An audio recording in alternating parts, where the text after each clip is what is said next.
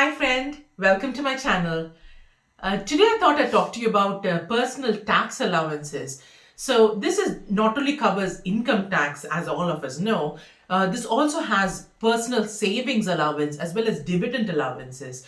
And most of us can use some or all of these allowances to maximize the money that we keep and give less money back to the tax man.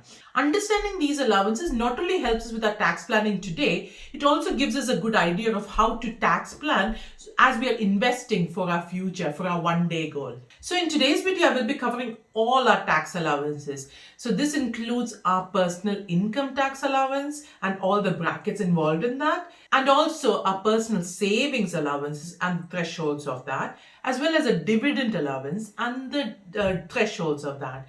And at the end, I'll give you some ideas on how to maximize these tax allowances as you're planning your financial journey. Just a quick disclaimer, I am not an accountant. All the information that I share with you is just from years and years of research and some practical elements that I've applied to our own lives.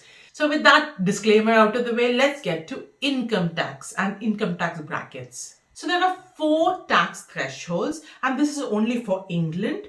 For Wales and Scotland, it's slightly different. And this is for this current financial year, 2020-21. Around March, April, we'll know the threshold for next year, and it slightly goes up every year. So all of us have something called a personal tax allowance, and this is up to £12,500. We do not pay any income tax for up to £12,500. Any earnings between £12,500 and £50,000 is classed as a basic rate taxpayer, and we pay 20% tax on that. Any earnings between £50,000 and £150,000, you pay a higher rate of tax, which is at 40%. So let's say you earn £52,000 a year, you do not pay 40% tax on the entire amount. What happens is the first £12,500, you do not pay any tax. Between £12,500 and £50,000, you pay 20%. And just the last £2,000, from £50,000 to £52,000, you pay the 40% tax. So it's sort of a tiered system. And any earnings over £150,000 is the additional rate taxpayer with paying for a 45% tax. Just as a little side note, this might be applicable to some of you. The personal tax allowance of up to £12,500 that we pay no tax on. This threshold is higher if you're registered blind and things.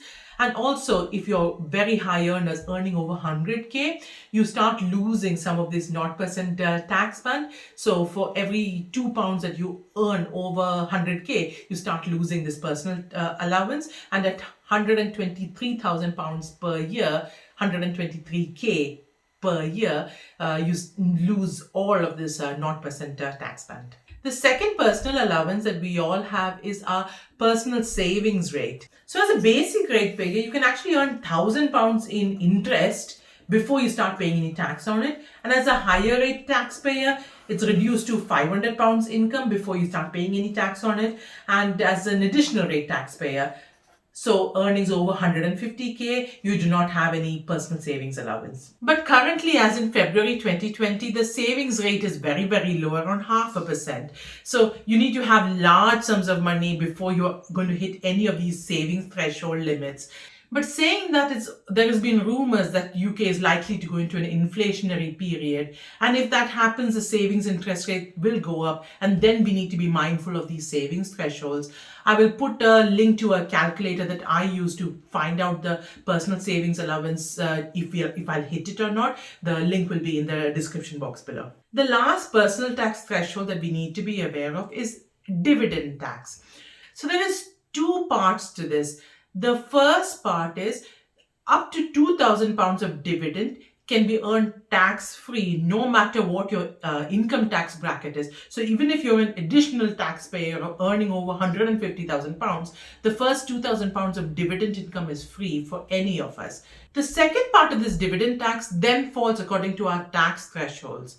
So as a basic rate taxpayer, you pay 7.5% of dividend tax. As a higher rate taxpayer, you pay 32.5%. And then as a higher rate taxpayer, you pay 38.1%. So let's just go back to our previous example of a person earning £52,000. But let's just assume that £2,000 is a dividend income. So then the person will pay no tax up to £12,500. Between £12,500 and £50,000, the person will pay 20% tax, and then the person pays no tax on this additional income of £2,000 because each of us get a £2,000 dividend allowance each tax year. So if you're investing for dividend income, this is a very good tax threshold to be aware of. So using our understanding of our personal tax thresholds, we can then use it to plan for our finances for in the future. So for example, our personal allowances up to £12,500, we do not pay any income tax on it. So try and use this allowance to the fullest. So say we had a self-invested pension platform, a SIP, and we can control the withdrawals from that SIP. So you withdrew up to £12,500 to stay under the personal income tax threshold, and your spouse did the same. So between the two of you, you can withdraw £24,000 tax-free.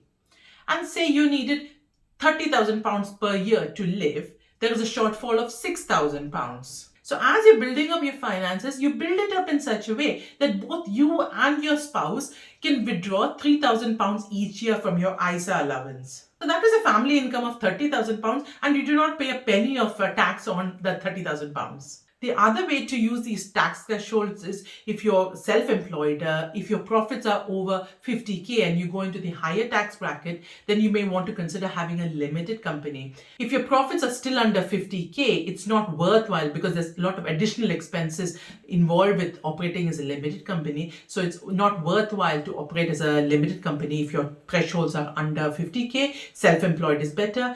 50 to 60k, then it's worthwhile going into a limited company bracket. So I hope this video has given you some understanding on how you can use these tax thresholds to minimize your tax liability.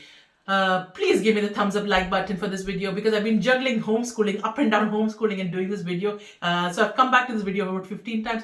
Just for that effort, you need to give me the like for this video. You may want to check out these other personal finance videos of mine. Thank you for watching me today. Stay safe.